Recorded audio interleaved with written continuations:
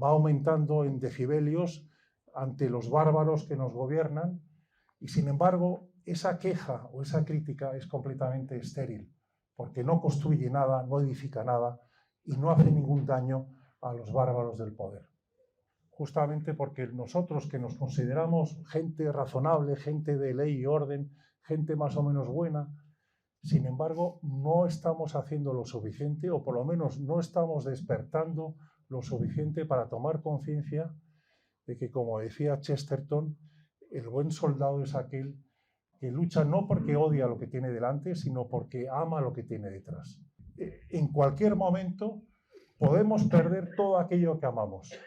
Podemos perder la capacidad que tenemos ahora mismo de movimiento, de libertad de expresión, de libertad de pensamiento, la capacidad de poder educar a nuestros hijos en nuestras creencias, la posibilidad de emprender, toda una serie de cosas que ahora mismo no acabamos de alguna manera de valorar.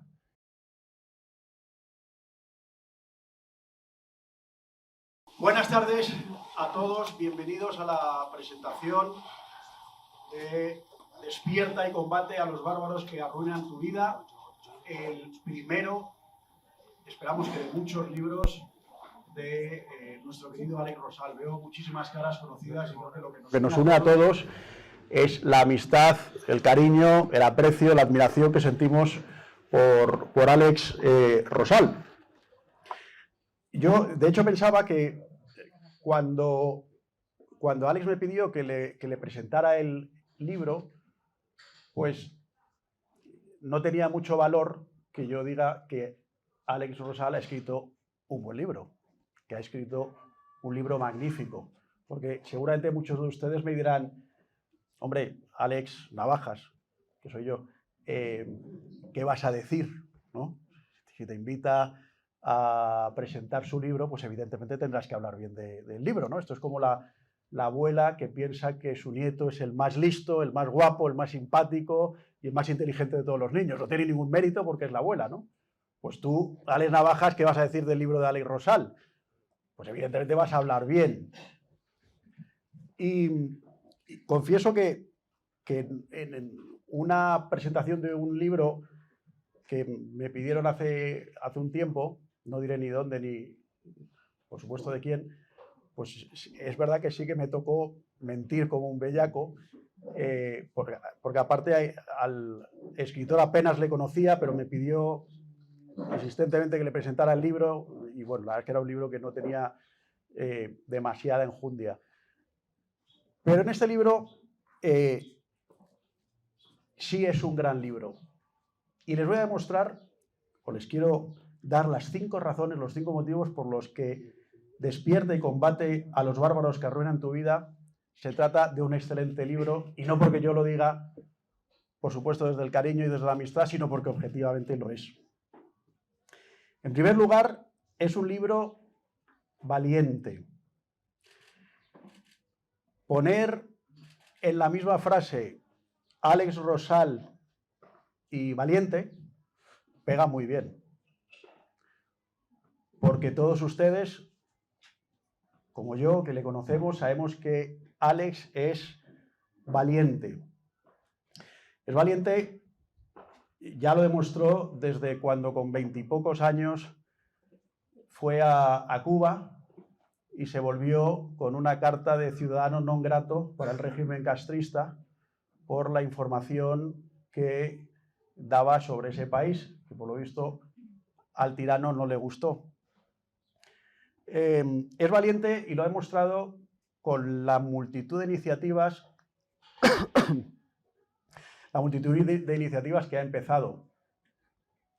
Alfa y Omega, editoriales, el diario Fe y Razón, Religión y Libertad, en fin, son incontables las iniciativas que ha iniciado Alex Rosal, para lo cual hace falta también una gran valentía. Pero luego es que además los temas que él ha tratado, yo creo que ha sido un pionero en muchos de ellos en España. Por ejemplo, cuando hablar de exorcismos era un tema prácticamente tabú aquí en España, pues él fue de los primeros en sacar un libro sobre el tema de los exorcismos y gracias a eso, hoy en día, casi todas las diócesis de España, no sé si gracias a eso, pero desde luego colaboró, casi todas las diócesis de España cuentan con al menos un exorcista, cuando hace 20 años, como os digo, era un tema completamente tabú.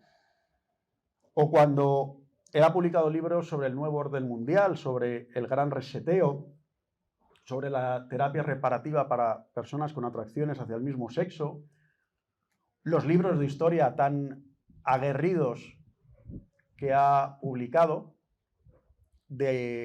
además de la pluma de algunos, si me lo permiten decirlo así, escritores malditos, ¿no? Como Pío Moa, como Eulogio López, como Fernando Paz, y Alex se ha atrevido a publicarlos, ¿no? En fin, es un libro valiente porque el Despierta, desmonta dogmas, como dogmas que nos han tratado de imponer, como por ejemplo el terrorismo climático, el control de la información, todo el neomaltusianismo, la tecnología que nos esclaviza. En fin, un libro valiente. En segundo lugar, es un libro necesario.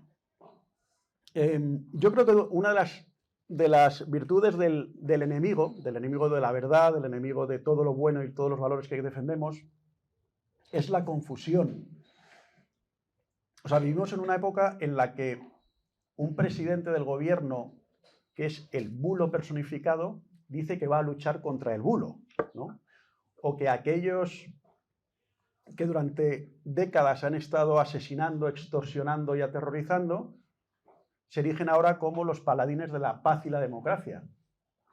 Es un momento de confusión, porque hay que reconocerlo, tienen éxito, convencen a muchos. Un momento de confusión lo hemos visto también, por ejemplo, con el tema del famoso COVID, que seguramente nunca sepamos realmente todo lo que ha pasado. Es sorprendente que hace escasamente 2 años, si se te ocurría poner mínimamente en cuestión cualquiera de los dogmas de lo que nos decían los medios de comunicación, inmediatamente te llamaban anticientífico, antivacunas, te ponían el sombrerito de plata en la cabeza. Y sin embargo, esta semana ha salido que la empresa AstraZeneca por primera vez reconoce que puede que haya efectos secundarios en la vacuna. Una cosa que, como les digo, hace escasamente 2 años estaba terminantemente prohibido siquiera preguntar, ¿no? Momentos de confusión. Por eso este libro es necesario, porque aclara muy bien los mecanismos del enemigo. En tercer lugar, es un libro generoso, como también lo es Alex. Le ha quitado tiempo, como él mismo ha reconocido, pues a Cristina, a Alejandra, a Jaime y a Carlota, por hacer un libro que ayude a los demás. Y creo que esa siempre ha sido la intención de Alex, ayudar a los demás. Por eso ha empezado las editoriales, por eso ha empezado todos sus proyectos periodísticos. Y no lo hace para ganar dinero ni para hacerse de oro, ni muchísimo menos, sino que más bien es una lucha de un David contra Goliat. Y lo hace por un servicio a todos. Por eso digo que es un libro generoso. Cuarto, es un libro trabajado. Si lo han leído, o si lo leen, verá que tiene muchísimas citas, muchísimos libros referenciados, códigos QR que te llevan directamente a páginas web. Es muy interesante que yo cuando me lo empecé a leer, hace ya unos meses, pues yo creo que era la primera vez que leía un libro con el móvil al lado para escanear un código QR y ver a dónde me llevaba. Y bueno, pues aquellos epígrafes que me interesaban más, hacía lo del QR. Y bueno, pues todos funcionaban. Pero hubo uno que no. Era una noticia aparecida en el diario Público, que yo no sé si fue a raíz de este libro o por qué, pero era una noticia del diario Público, no recuerdo el año, 2016-2017, que anunciaba, pues eso, un cataclismo universal. Evidentemente el cataclismo no ocurrió, pero la noticia seguía. Porque Alex me comentó que cuando él editó y revisó el libro, la noticia seguía en Internet. Casualmente, cuando salió el libro, la borraron, ¿no? Por lo cual es un libro muy trabajado. Y por último, es un libro ameno y bien escrito. Tiene multitud de anécdotas, de hechos históricos, noticias, citas. Y es un libro tremendamente divulgativo y sólido, lo cual yo creo que es una virtud. Saber hacer un libro que sea divulgativo, pero que a la vez no caiga en la superficialidad, desde luego es un reto que Alex ha conseguido. Hacer un libro muy divulgativo, muy ameno, tremendamente interesante, pero a la vez sólido. Y además lo ha escrito bien, con estilo. En fin, estos son los cinco motivos que yo creo que son suficientes, aunque habría muchos más, para recomendarles que si no lo han hecho aún, se lean el libro de Alex de Despierta y combate a los bárbaros que arruinan tu vida, porque creo que no les va a dejar indiferentes, les va a aportar una gran luz. Y como la voz ya me está abandonando, aprovecho y le vamos a dar la palabra a Alex. Yo tengo varias preguntas, pero si cualquiera de ustedes tiene alguna pregunta sobre el libro, pues empezamos directamente, si no yo formulo las preguntas, que algo de voz me queda. Esto no se lo esperaban, que hubiera preguntas. ¿Podemos aplaudirle? A él sí, a él sí.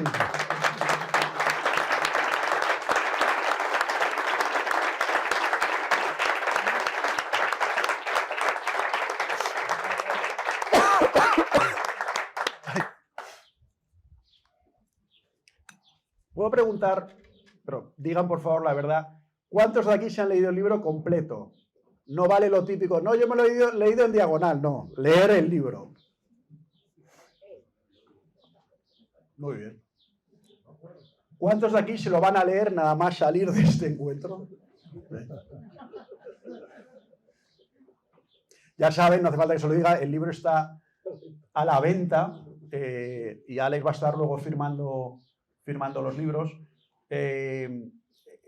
No vale lo de no, yo es que ya lo compré. Bueno, pero todos tenemos un cumpleaños próximamente que hay que hacer un regalo, con lo cual aquí tienen el regalo idóneo para difundir este libro. Bueno, Alex, yo para ir calentando el tema, te quería preguntar, ¿por qué has escrito este libro? ¿Qué es lo que te ha movido? ¿Qué es lo que te ha llevado a ponerte a investigar, a leer yo no sé cuántos decenas o cientos de libros para condensarlo todo aquí? ¿Qué fue lo que te motivó? Bueno, muchas gracias, Alex, por tu presentación. Muchas gracias a todos vosotros por venir. La verdad es que hoy hace un día agradable y invita, ¿verdad?, a estar en este sitio que es una maravilla. Pero bueno, de todas formas, gracias por el esfuerzo, porque Madrid es una ciudad antipática, ¿no?, para moverse, y el venir hasta aquí, pues de verdad que es de agradecer el esfuerzo de todos vosotros. También quería agradecer a Miguel Ángel Blázquez, que está aquí, que es el responsable de derecho y diseño del libro, que la verdad es que ayuda mucho a su lectura, y sobre todo aquí a mi amigo Alex Navajas, que por ser amigo habla también, ¿no? Por eso que te lo agradezco de corazón. Alex, antes de contestar a tu pregunta, me gustaría contarles una historia muy sencilla, ¿no?, que es la historia de un matrimonio alemán del año 40, en plena guerra mundial, que se llamaban Hans y Elise Hampel, eran de Berlín. Ellos estaban en los inicios del nazismo, de alguna manera eran simpatizantes, ¿no?, del movimiento de Hitler, pero a medida que fue avanzando los años y ya metidos de lleno en la guerra, se dieron cuenta, despertaron, que Alemania estaba viviendo una gran mentira y que necesitaban hacer algo como gesto patriótico para poner freno a la locura de la dictadura de Hitler y sus generales. Ellos eran un matrimonio obrero, sin vínculos comunitarios, ni tan siquiera familiares, tampoco tenían un poder de convocatoria, ni poder económico. Eran gente, podríamos decir, ciudadanos sin gran influencia en su barrio. Pero, sin embargo, ellos que tenían claro que tenían que hacer algo como ciudadanos, se imaginaron un pequeño gesto de dignidad para luchar contra ese régimen, que era escribir durante 2 años 232 postales, que siempre las titulaban con la cabecera Prensa Libre, en donde en esas postales ponían una serie de proclamas y eslóganes contra Hitler y todo el régimen nazi. Y una vez que las escribían, las dejaban por toda la ciudad, en el metro, en el asiento de un autobús, en la consulta de un médico, y así estuvieron durante 2 años. Fíjense qué cosa más pequeña, ¿no? Ese gesto de lucha, ¿no? Ellos no les importaba si iba a tener eficacia esa microvalentía. Tampoco tenía muy claro el resultado inmediato, pero lo que sí que tenían conciencia es que querían hacer algo, por pequeño que fuera, para batallar y crear una cierta dinámica contra el régimen. Bueno, esas 232 postales provocaron un gran nerviosismo dentro del nazismo, y eso provocó que un equipo de la Gestapo se dedicara en 1940 a dedicarse exclusivamente a la búsqueda y captura de estos rebeldes, ¿no? Porque, como todos vosotros sabéis, cuando los totalitarios consideran que se rompe el consenso, hay un verdadero riesgo de que la ruptura de ese consenso provoque que muchos rebeldes se junten y empiecen a luchar contra ese poder totalitario. Bueno, finalmente los atraparon, pero a mí me ha ilustrado y me ha llamado la atención la historia de este matrimonio, que luego fue novelada y también incluso hicieron una película, porque de alguna manera, aunque el paralelismo es muy diferente, pero en el fondo la Alemania de 1940 y la España del 2024 se parecen en una cosa, y es que estamos completamente dormidos. Por eso he escrito el libro este. Veo que en nuestros ambientes, sobre todo, la capacidad de crítica o de queja va aumentando en decibelios ante los bárbaros que nos gobiernan, y cómo de alguna manera pensamos, o por lo menos yo también participo en ese pensamiento, que quejándonos, criticándonos, somos partícipes en intentar derribar el mal que hacen los bárbaros del poder. Y sin embargo, esa queja o esa crítica es completamente estéril, porque no construye nada, no edifica nada y no hace ningún daño a los bárbaros del poder. Por eso justamente he escrito ese libro, porque yo también, de alguna manera, hasta hace 4 días, me consideraba que era víctima, y que nosotros en general somos víctimas de este avance de los bárbaros, no solo desde el altavoz o desde la estructura política, sino también en la estructura de los medios de comunicación, la opinión pública o la educación.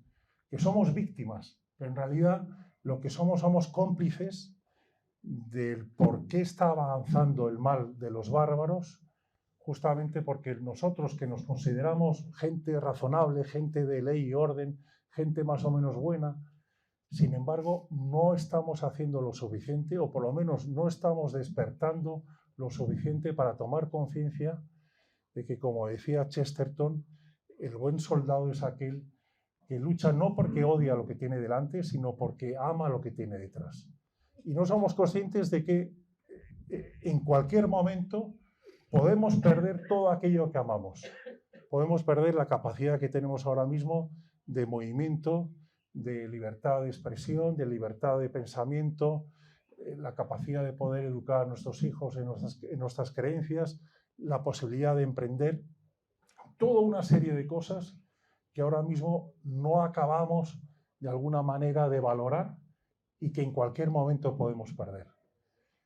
Hace 2 años un amigo venezolano, José Manuel Dopazo, que algunos de vosotros conoceréis, que era el presentador estrella de la televisión venezolana, la televisión privada venezolana, se tuvo que venir a España huyendo de la dictadura de Maduro y estuvo trabajando con nosotros en el Grupo Libres durante 3 años. Y nos decía, hace 10 años en Venezuela, entre los amigos de la cadena de televisión y la familia, decíamos, eso que ha pasado en Cuba, aquí en Venezuela no puede pasar, porque somos un país rico, tenemos una clase media potente.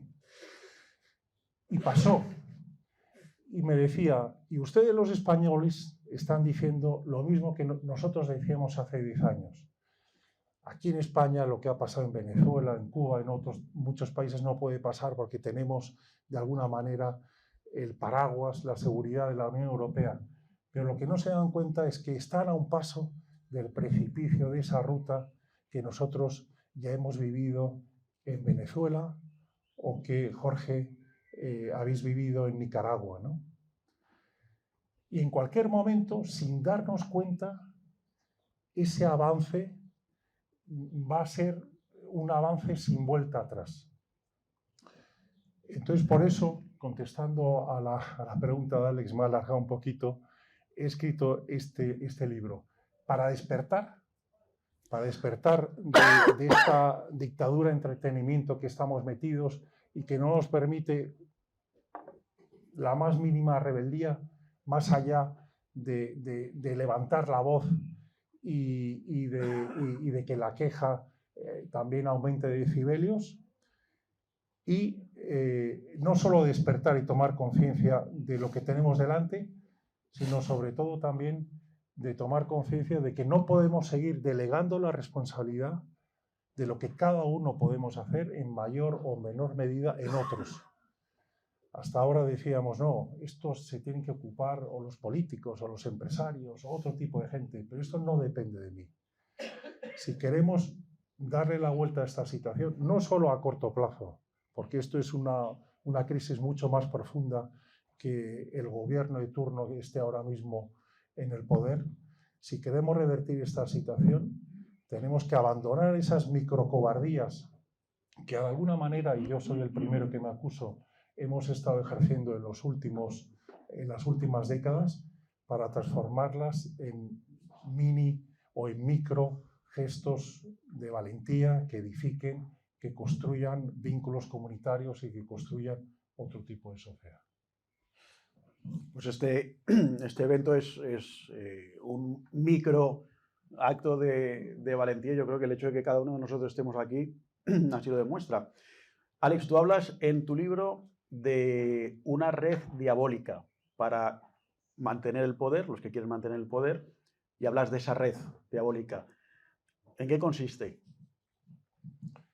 Bueno, antes que nada, se me ha olvidado decir que esto es un evento mixto, es un evento cultural de la presentación de este libro, pero casi podríamos decir que la presentación del libro es una excusa para vernos en la segunda parte del evento, que es más importante, que va a ser el picoteo, la mástica que dice Pablo Cervera, que él es el fundador de una corriente en la iglesia que es la mística y la mástica. Bueno, pues, y la modorra. Y la modorra. Bueno, en este caso, hoy no toca la modorra, que tenemos que despertar. Pero sí, esto es una excusa para estar juntos, para vernos las caras, ¿verdad? Y poder compartir, aunque sea luego 2 o 3 horas, aquí en este jardín y en esta terraza tan agradable.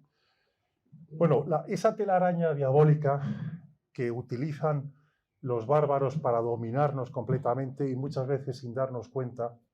Os acordaréis que hace décadas se hablaba de cómo iba a ser el totalitarismo del siglo XXI. Y se hablaba de que, bueno, Orwell con 1984 planteaba un totalitarismo al estilo soviético o nazi, de represión física y de represión total al disidente o al rebelde.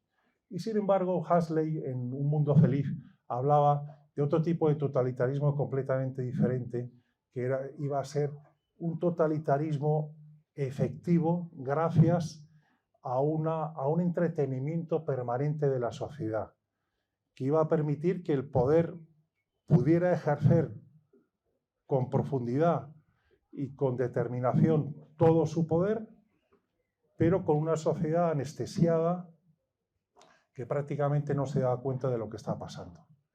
Y yo creo que entre esa dialéctica entre Orwell y Huxley ha ganado, o por lo menos esto es lo que estamos viendo, Huxley, ¿no? De Un mundo feliz. Vivimos en una sociedad en donde los bárbaros que nos gobiernan están muy tranquilos, a pesar de las críticas que podamos hacer en nuestros ambientes, porque estamos metidos de llenos en un entretenimiento sin fin. Si os fijáis, en el día se divide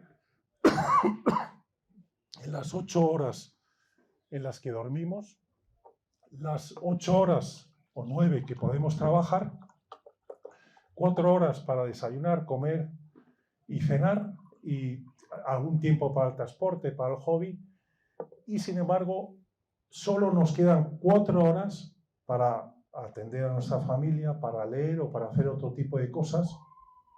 Y sin embargo, lo que dicen las estadísticas es que la media de cada uno de nosotros dedicamos al día más de 3 horas a estar atentos con el móvil y más de 3 horas a ver la tele. Con lo cual, el bárbaro que está en el poder, por mucha queja que nosotros podamos aquí proclamar, están encantados porque saben que no va a haber ningún tipo de rebeldía. Porque con esta dictadura de la atención que nosotros de forma activa acogemos, es imposible que pueda haber ningún tipo de rebelión. Si a eso le sumamos los permanentes campañas de miedo que nos van introduciendo en el poder, esas campañas de miedo que vienen a ser como la del pastor que llama a las ovejitas o a los corderitos que viene el lobo, y rápidamente esos corderitos van con miedo al establo, ¿no? Buscando la seguridad ante el lobo que les puede amenazar su vida. Con ese tipo de metáforos y con ese tipo de campañas, entre el entretenimiento total que vivimos y el miedo permanente que cíclicamente nos van metiendo, unido a esa delegación permanente de responsabilidades por nuestra parte, hace que los bárbaros del poder están tranquilamente gozando de su situación, sabiendo que prácticamente no va a haber ningún tipo de reacción a ellos. Para las preguntas, sí les voy a pedir que sean preguntas, ¿no? Porque en la última presentación de un libro, que precisamente estuve con Alex, se ocurrió algo que pasa de vez en cuando, de varias personas que se levantan y, bueno, pues, aprovechando el público, pues dan su discursito, y a pesar de que el moderador en esa ocasión pues intentaba, a uno de ellos en concreto, ¿no?, decir, bueno, pero vaya la pregunta, pues después de 15 minutos de speech, le dijo el moderador, bueno, bien, pero ¿y cuál es la pregunta? No, la verdad es que no tenía pregunta, yo es que quería hablar, ¿no? Entonces, como les digo, que sean preguntas. Si les quieren formular cualquier cuestión al autor y amigo. Nico, creo que no tenemos otro micro, pero bueno, tú tienes buena voz. Yo creo que será suficiente. Mi único discurso va a ser gracias a Alex, porque también es maestro mío desde el principio. La pregunta es, en el libro planteas que debería quitarse, si no me equivoco, debería quitarse del Código Penal el delito de ofensas a los sentimientos religiosos. A los sentimientos religiosos. Me parece una propuesta muy arriesgada. Me gustaría que la justificaras bien, porque también tenemos derecho a defender lo nuestro. Es verdad que el tema de la piel fina, a lo mejor va por ahí el tema que planteas, ¿no? Que aquí todo el mundo tiene la piel fina menos nosotros, que nos tenemos que comer todo lo que nos echan encima. Pues ahí va. Muchas gracias, Nico. Nico es corresponsal de la agencia Ciprensa aquí en España.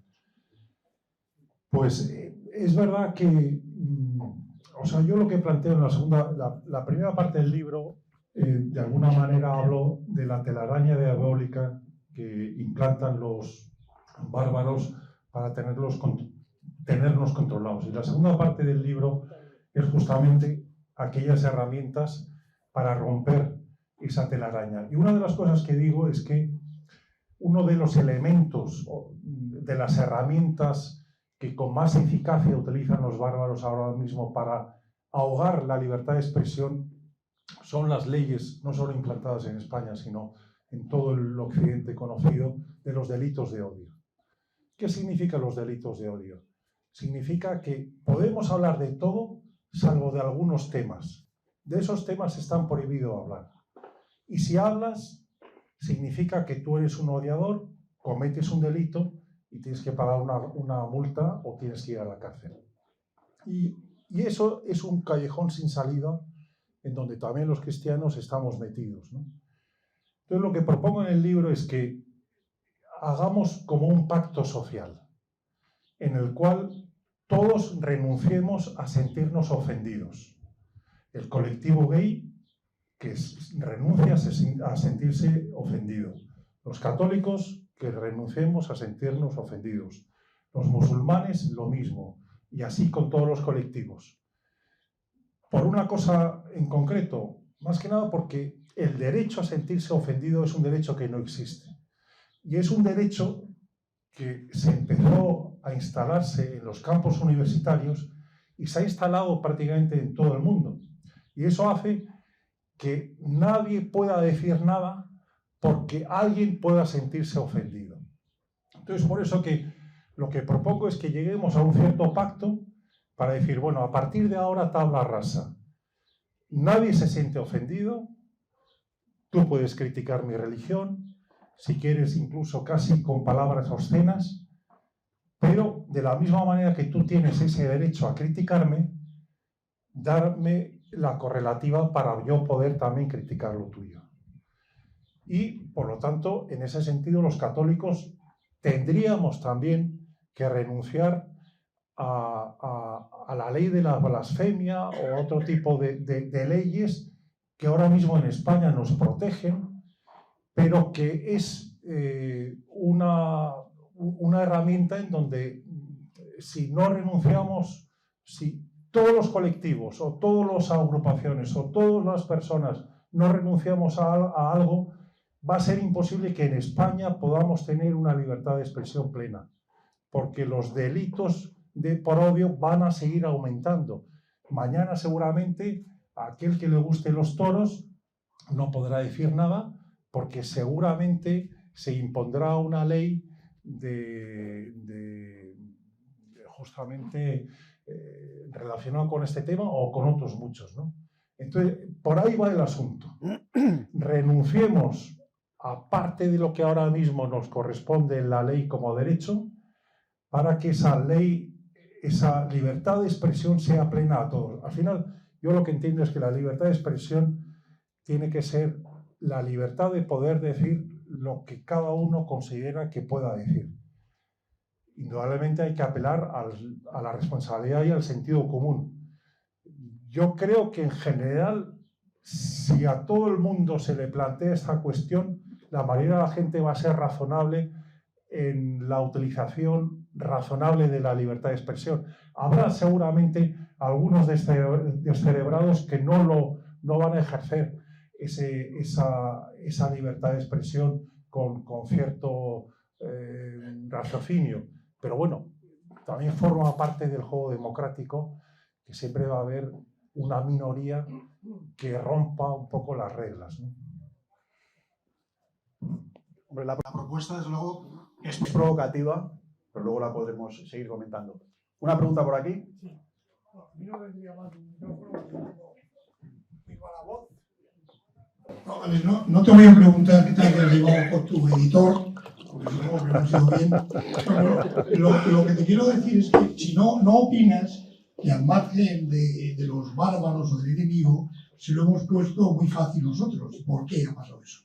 Estamos en una sociedad que nos hemos desarrollado extraordinariamente bien, que procedemos de gente que ha tenido ilusión, que ha trabajado mucho, que se ha esforzado y que nos ha mejorado nuestra calidad de vida. Yo creo que España seguramente es de los países que mejor se vive. Pero en ese crecimiento y en ese desarrollo nos hemos atolondrado y nos hemos ahogado, yo creo que en un materialismo que está generando, a pesar de esta sociedad tan fantástica, elementos muy preocupantes de insatisfacción, como por ejemplo es con el suicidio de los jóvenes y adolescentes, que tienen unas tasas muy... ¿Por qué nos ha pasado eso? ¿Cuál es el origen? Al margen de que haya gente que haya trabajado para eso, enemigos, bárbaros, pero ¿por qué se lo hemos puesto tan fácil? No me quiero enrollar más. Gracias.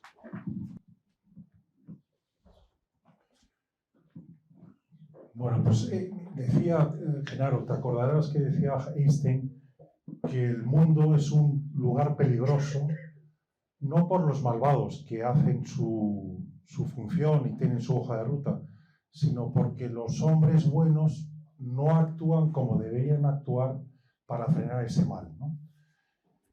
Pues yo creo que es un poco culpa de nosotros, ¿no? De todos nosotros, ¿no? Y de alguna manera también somos, en la medida que lo que comentaba al principio, somos cómplices por no hacer lo suficiente. Y yo, en primer lugar, también me acuso, ¿no?, de no haber hecho lo suficiente, o en mi tierra, en Cataluña, por no haber contribuido a frenar ciertas locuras que hemos vivido en los últimos años, o aquí, en el resto de España, pues un poco lo mismo, ¿no? Yo creo que todos hemos estado un poco dormidos, hemos querido vivir bien y no hemos tenido esa conciencia de intentar defender todo aquello que nos importa. Y junto con eso, es verdad que España posiblemente sea líder en tener, en el mundo, de tener un colectivo de resentidos muy importante, ¿no? Y el resentido es aquel que fracasa personalmente, pero no reconoce el fracaso como algo propio, sino que lo pone como consecuencia o como responsabilidad de los otros. Y para intentar sanar esa herida que tiene, intenta destruir todo aquello que hay de bello y bueno alrededor suyo. Y desgraciadamente en España tenemos mucha gente con una capacidad destructora muy importante, que posiblemente en otros países no tengan esos colectivos tan importantes, ¿no? Entonces yo creo que la suma de ese colectivo de resentidos con esa capacidad de estructura tan grande, unido a estar, lo que podríamos decir, los hombres y mujeres buenos, dormidos, sin capacidad de despertar y sin capacidad de rebeldía, ha hecho que el mal avance de tal manera que ahora ya solo nos queda dar un paso atrás. Como decía Juan Manuel de Prada en uno de sus artículos hace 3 o 4 años, que además lo cito en el libro, ahora mismo estamos en esa situación. El progreso consiste en dar un paso atrás. No hay otra posibilidad. Hemos llegado ya al borde del precipicio y no podemos seguir avanzando. Sobre el tema de los resentidos, creo que fue Napoleón el que dijo aquello de no es suficiente que yo triunfe, los demás tienen que fracasar. Sería una forma de verlo. ¿Más preguntas? Por ahí detrás, sí. Pues yo soy inglés, me encanta España, y me da mucha pena ver el estado de España, obviamente mi país también, es toda Europa, Y mi pregunta es, voy a hacer una pregunta española y hacer un discurso, pero mi pregunta es, ¿cuáles son, desde su punto de vista, las 5 debilidades de la gente del poder? Porque obviamente son psicópatas que tienen debilidades y hay que reconocer que tienen debilidades. ¿Y cuáles son? Y me gustaría aprovechar el momento para mencionar una debilidad que tienen, que es como son psicópatas, no pueden esconder lo que hacen. Y me vais a odiar si no lo saben, pero desafortunadamente lo que veis en el cielo, esos son químicos tóxicos que han arrojado a miles de aviones sobre España. Entonces están machacando España y me da mucha pena. Y están haciendo lo mismo en toda Europa y han empezado hace 30 años en Estados Unidos. Y la gente no se da cuenta. Y para mí es la amenaza más importante ahora en España y Europa. Porque esto, para la salud de nuestras familias, de los cultivos, del tiempo, cambia el tiempo. Hablan de sequía y España va a sufrir mucho de esto. También los ingleses y toda Europa. Entonces, las 5 debilidades de los psicópatas. Pues muchas gracias, Patrick. No me atrevo a decir 5, quizás son demasiadas. Para mí no lo tengo muy desarrollado, pero decía Solzhenitsyn, cuando él tenía esa lucha permanente contra el totalitarismo soviético, él basaba la lucha sobre todo en vivir en la verdad, porque sabía que el poder de los bárbaros totalitarios vivía en la mentira. Entonces él recomendaba a todos sus familiares y amigos que simplemente se viviera en la verdad. Muchas veces a lo mejor él decía, no puedes hablar abiertamente en el trabajo contra los totalitarios, pero sí puedes negarte a hacer cosas que ellos quieren que hagas y tú consideras que no son éticamente razonables. Entonces el vivir, si todos nosotros viviéramos de alguna manera en la verdad, pues fijaos cómo el mundo cambiaría, ¿no? Si los jueces vivieran la verdad, si los periodistas vivieran la verdad, los empresarios, los publicitarios, los emprendedores, cada uno en una parcela, a lo mejor no de forma total, pero sí parte del día que viviéramos en la verdad, sería una contribución magnífica para poner freno al mal de los bárbaros. Nos quedan 10 minutos porque hemos dicho que máximo, ¿verdad, Alex? La primera parte del evento iba a ser 1 hora, con lo cual tampoco quiero que la mástica de Pablo se retrase mucho más. Gonzalo Vans, tú que tienes voz estupenda, no necesitas micro. Bueno, brevemente, Alex. A mí me preocupa la guerra cultural contra los hijos, como dice un amigo mío que le dice a sus hijos directamente, adolescentes y más, incluso les dice que está en guerra cultural contra ellos por todos los inputs que reciben, colegios, redes sociales, Netflix, etc., ¿no? Entonces, ¿cómo educar? Despierta y combate a los bárbaros que arruinan tu vida, dices, pero ¿cómo educar a los jóvenes en esta guerra cultural, teniendo en cuenta que tampoco se les puede exigir o no podemos educarles en una burbuja y sacarles, pues, o del colegio, o de sus amistades, o de salir de copas y demás, ¿no? ¿Cómo proteger o cómo ayudar a combatir a nuestros hijos en esa guerra propia que probablemente tengan que tener ellos con nuestra ayuda? Pues Gonzalo Vans, tú que eres directivo de Antena 3 Televisión y llevas ya más de 20 años en el mundo televisivo, no sé si te acordarás, hace 2 décadas en la Universidad de Stanford hicieron una encuesta bastante amplia para dilucidar cuál era el medio de comunicación más eficaz, el que podía llegar a la gente, ¿no? Y al final, después de las entrevistas que hicieron, se dieron cuenta que lo más eficaz era la palabra. Lo que te podía decir tu padre, lo que te podía decir tu madre, tu abuelo, tu hermano, tu hijo, tu amigo, eso tenía más eficacia que el youtuber de turno, el tiktoker de turno o incluso el presentador de televisión de turno, ¿no?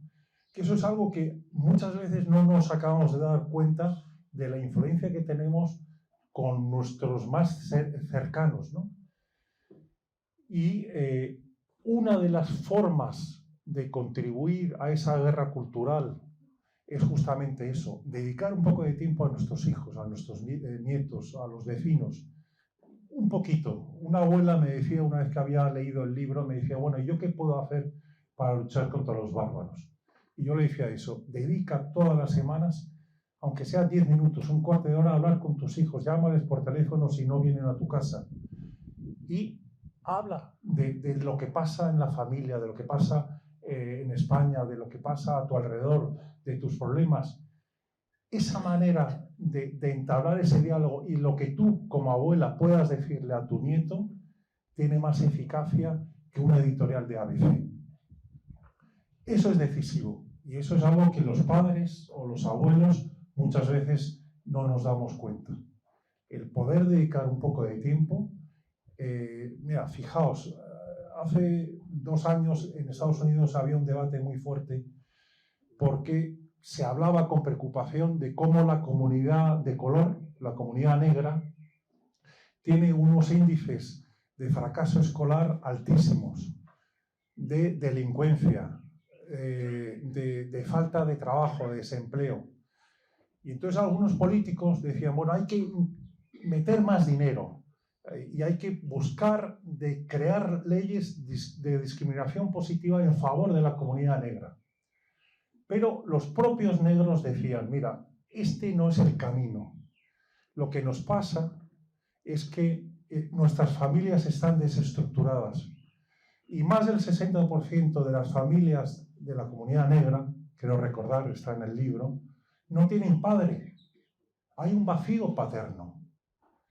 Y los niños no tienen límites, no tienen educación y por lo tanto se dan a la droga o se dan a otro tipo de adicciones. Entonces lo que estos líderes negros decían a su propia comunidad y a los propios líderes políticos es darnos las herramientas para construir familias fuertes. Y de esta manera nosotros saldremos adelante. Pero no queremos leyes de discriminación positiva, no queremos más dinero, no. Queremos que nos deis un ámbito para construir familias sanas. Ese es realmente las herramientas y ese es realmente el futuro. Ahí en Estados Unidos, pero también aquí en España. De esta manera se puede combatir a los bárbaros, teniendo nuestras familias que son familias normales y por lo tanto como tales son defectuosas y tienen problemas, pero por lo menos que en la medida de lo posible podamos estar lo más presencialmente posiblemente con nuestros hijos. Y como decía, alguien que tú y yo hemos admirado mucho, sacerdote y periodista José Luis Martín Descalzo, nadie está llamado a cambiar el mundo, pero sí su mundo. Y luego el su mundo empieza en la familia. Nos quedan un par de minutos. Borja. Un comentario. A ver, por como te lo he escuchado y por mi propio sesgo, puede ser que estemos hablando de que este gobierno con el que llevamos X años es el que está quizá acelerando más todo un proceso.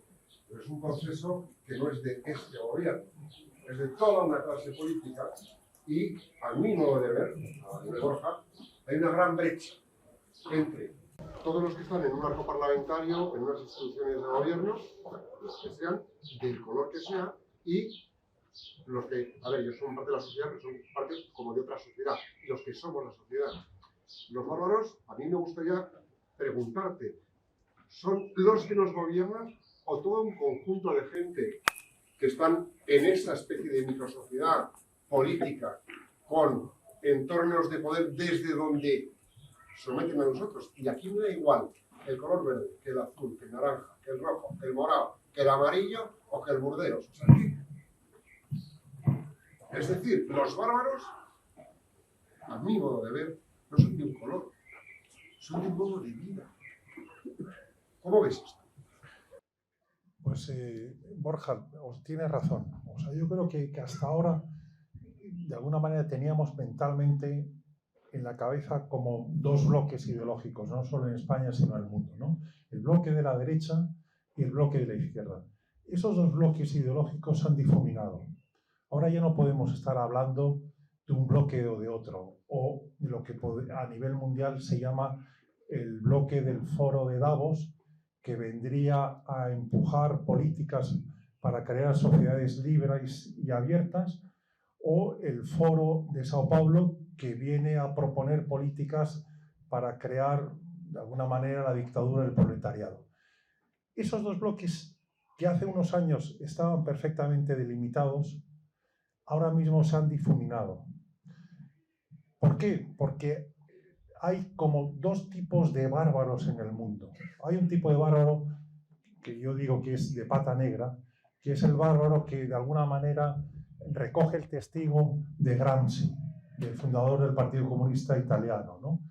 Que decía que para conseguir el poder político, primero hay que ganar una serie de batallas, ¿no?, en la sociedad. Hay que ganar la batalla de la educación, la batalla de la opinión pública, de los medios, de la cultura, para ir conformando la conciencia de la gente y que en la última fase, que es la consecución del poder político, sea lo más fácil de atrapar, porque ya tienes una sociedad conformada y empujada a una ruta determinada. Ese vendría a ser el bárbaro de pata negra que de alguna manera coge ese testigo de Gramsci. Pero hay otro tipo de bárbaro que lo podríamos llamar el bárbaro globalitario, que podría ser el Soros, Bill Gates, Buffett, Rockefeller, los globalitarios, los que tienen el poder económico, el poder financiero del mundo, que no tienen más ideología que ganar dinero y que ahora mismo tienen una alianza táctica con el bárbaro de pata negra, el bárbaro que acoge esa deconstrucción de la sociedad que proponía Gramsci para construir un hombre nuevo, porque lo que quiere es ganar más dinero.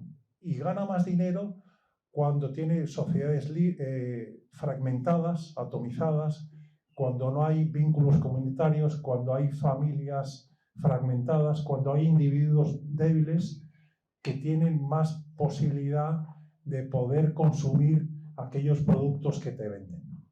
Entonces, en ese sentido, hay una alianza táctica entre los dos tipos de bárbaros. Y el tercer bárbaro viene a ser el bárbaro cobardón o el bárbaro conservador, que ideológicamente no está alineado con las posiciones gramscianas de construir la sociedad, pero lo que no quiere es que lo expulsen de la tribu y no quiere ser señalizado o satanizado y por lo tanto acepta esas posiciones para estar dentro de la tribu, aunque viva en la verdad, en la mentira, a ser expulsado de la tribu viviendo en la verdad. Entonces, esa alianza entre los tres tipos de bárbaros da como resultado la sociedad que tenemos ahora mismo. Una última pregunta. Sí, yo quería preguntarte, Alex, si tú no crees que para ganar esta batalla es necesario que volvamos a nuestras raíces cristianas, pero de verdad. Sí, no, por supuesto. Yo, además, en el libro digo que esta es una batalla de David contra Goliat. Nosotros somos David, somos pequeños, somos débiles, y Goliat es muy poderoso. Y esta batalla no se puede ganar tampoco sin la ayuda de Dios. O sea, los que somos creyentes, y yo creo que los que estamos aquí, la gran mayoría somos creyentes y católicos, en esa batalla tenemos que reclamar permanentemente que la gracia de Dios nos ayude, primero a no tener miedo, segundo a tener un cierto carisma o don de valentía, de despertar, y sobre todo de empuje para poder luchar contra estos bárbaros. Yo creo que en nuestros ambientes la lucha contra los bárbaros se considera que es una lucha cada 4 años, cuando hay que ir a votar. Y cuando sube al poder aquellos que consideramos que son los guardianes, que se contraponen contra los bárbaros, ya estamos tranquilos y nos relajamos y ya no hacemos nada. Pero realmente estamos en una crisis tan profunda, y es una crisis de valores, es una crisis realmente de espiritualidad, porque de alguna manera lo que hacen los bárbaros es, nos prometen un paraíso sobre la destrucción de los pilares que han construido la civilización judeocristiana en los últimos siglos. Y nos prometen un paraíso, pero en realidad lo que nos van a llevar es al infierno, que ya lo estamos tocando con las manos. Por eso que indudablemente esto también es un combate espiritual. No solo es un combate humano, sino es un combate espiritual en donde tenemos que estar reclamando continuamente que el Espíritu Santo nos dé su gracia a cada uno de nosotros, a pesar de nuestras fragilidades, y de nuestro pecado y nuestro mal comportamiento, para que sea la acción del Espíritu Santo también la que nos empuje a luchar contra los bárbaros. Ese combate espiritual es la mística, y ahora efectivamente vamos a pasar a la mástica. Ahora podemos continuar evidentemente hablando. Yo simplemente recordarles, los libros están a la venta ahí atrás. Tenemos 3 estupendos vendedores que son los hijos de Alex y de Cristina. Ojalá que no quede ninguno a la venta, y Alex va a estar aquí disponible para firmar. Y lo último que se me olvidaba, quiero dar las gracias a Cristina y a Alejandra, a Jaime y a Carlota, que ellos de alguna manera han sufrido este libro también, ¿no? Entonces por eso que les pido que podamos darles un aplauso a ellos.